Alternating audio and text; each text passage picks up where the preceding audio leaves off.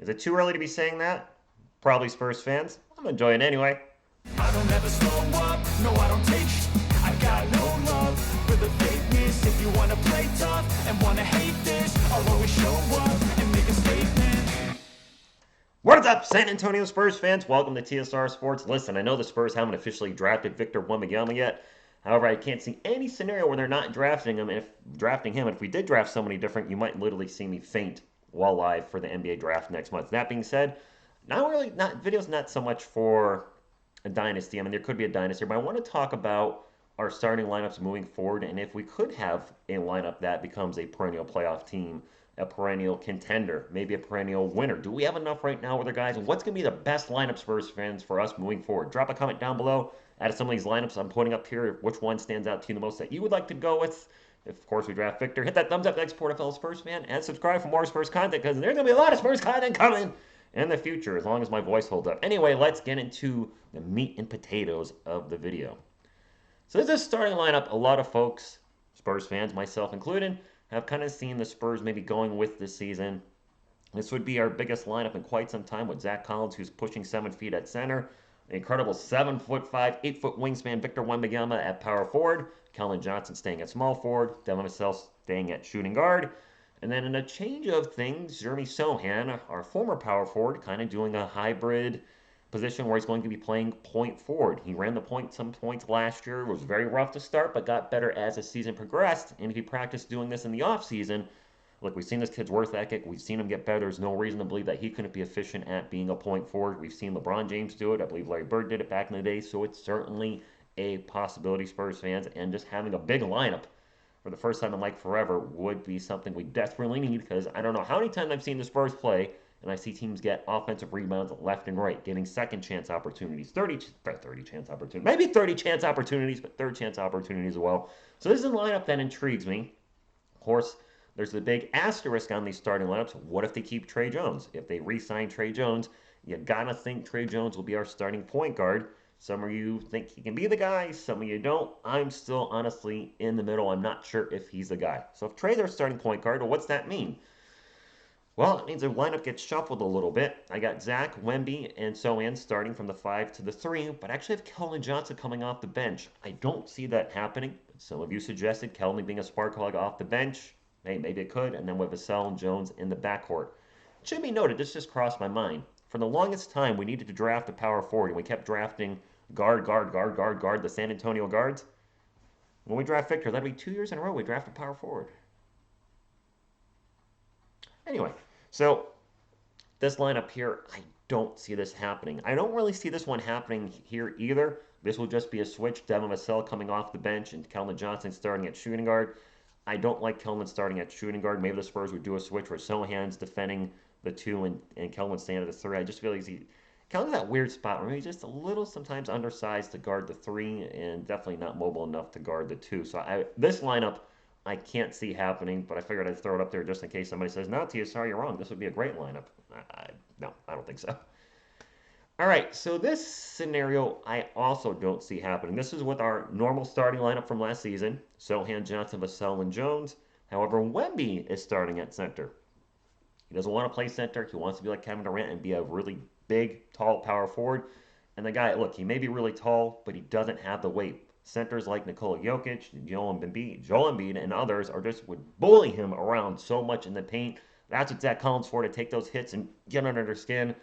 I can't see Victor Wembanyama starting at center whatsoever for us unless years down the line starts looking like David Robinson hits the gym and gets jacked. And hey, you know what?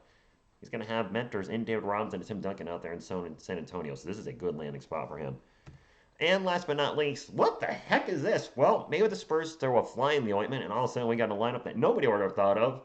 Wemby at center, and then Sohan, Johnson, Vassell, and Malachi Branham running a point. Well, hey, we saw Malachi run the point at times last season off the bench. To varying degrees of success. That being said, you never know what the Spurs are going to do. But again, Wemby at center, I don't think the Spurs are going to go that route. Of course, in the offseason, maybe something crazy happens and we sign Jakob Poeltl and he's our starting center, and that just totally messes everything up. So I want to go back to the first starting lineup, though. Man, they look good together. The first starting lineup, the benefits and disadvantages of this lineup. The benefits with this lineup, as I mentioned before, this would be a very tall lineup, and I gotta think defensively it would be a huge improvement of what we were seeing last year, just because we'd have so much size and length out on the floor. As far as three-point shooting, everybody there can hit the three to varied degrees of success. Collins was a very decent three-point shooter after the Acapulco trade. Actually, I think he was a pretty darn good three-point shooter, wasn't he? Shooting close to a 40% clip. Wemby can shoot the three. Kelman, streaky, inconsistent three-point shooter in his career. But when he's on, we know he can drain the three. Devin can drain the three. And Sohan, while his three looked abysmal to start the season, he got better as the season progressed. And I have no reason to think that Jeremy Sohan is not going to be a better three-point shooter this season with the Spurs. So if all these guys can hit at a clip of 35% or better, that would give us probably one of our best three-point shootings in a long time. So it would be our biggest team, our best three-point shooting team. Defensively, Wemby's going to be a problem in the paint. I mean, when you just get in there in that 7-foot frame and just spanning out, that's going to cause teams to change their shots. Zach's a very solid defender. This lineup intrigues me. Will the Spurs go with it? I'll close with this, Spurs fans. Short video here today. Do you think this is our starting lineup next season? A lot of you think so. I'm leaning towards yes. Pop's already said Zach Collins is our starting center. If you're drafting Wemby, you got to be starting him. You're not drafting the guy first overall to send him on the bench. And you're sure as hell not sending him to the G League. So he's going to start at the 4. They just extended Kelman recently. I got to think they're going to still keep him at the 3. Devin likely to get extended at some point before the season starts, I would think. He's probably going to start at the 2. And then your lottery pick from last year, you're not sending him to the bench. Well, we only got one spot left. Point guard, point forward. I'm still riding high by it from last night. And for anybody that super chatted last night, thank you very much for the super chats. I can't thank you enough for supporting the channel. That being said, a lot of you asked about channel membership. A few of you asked about channel memberships. I don't do this for money. Do I like making money on YouTube? Of course. I mean, any additional money to support this hobby or another hobby is, of course, appreciated. But I just want to kind of leave it at YouTube revenue, the Google ads, and then if you guys decide you want to super chat while I'm live, hey, so be it. Thank you. The stuff that really means a lot to me is you guys hitting the thumbs up, leaving comments on the videos. When you guys have sent stuff to my P.O. box, hey, G-plug my P.O. box in the comments down below. Don't send me, don't feel like you have to. But when you guys have sent me a handwritten thank you card or a Spurs sticker, that type of stuff, that stuff, money's nice, but Spurs mementos, or maybe when I visited San Antonio, you guys gave me some San Antonio Spurs stuff I couldn't get here in Connecticut. Little things like that. Just that's what really hits me here.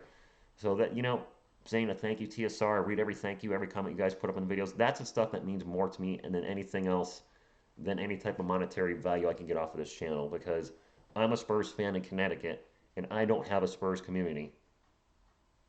I didn't have a Spurs community until I started this channel, and you guys are my Spurs community. It's a wonderful community, and this community is going to grow a lot this season. Our channel is going to grow here, and we're going to see a lot of Spurs fans come back to the team that maybe left when they started losing, or we're going to gain a whole lot of new fans that are just interested. And you know what? It is what it is. Some people may call them bandwagoner fans or whatever. Hey, you know what? If we can take some fans away from the Lakers, Warriors, and etc., whatever, root for our team, it's all good. And I'm so excited to see what's going to happen with our team over the next few months into the next season. And I'm going to call it now. You guys probably joking around. I did some load management for last season, had a lot going on, but with Wemby on the team and interest being piqued, and my interest is obviously at an all-time high, even though I've watched the team consistently, whether they're winning or losing. Maybe I'll try to do something I haven't done and call all 82 games next season. We'll see. Not committing to that yet, because things may happen where I'm going to a UFC that's out of town, and I certainly can't call a game. But try to call as much game as possible. This is going to be a fun team to watch. This is a team that's going to finally get national exposure, and the Spurs are back on the map, and the Spurs are back, baby. Thank you all for watching. Until next time, and as always, go Spurs, go!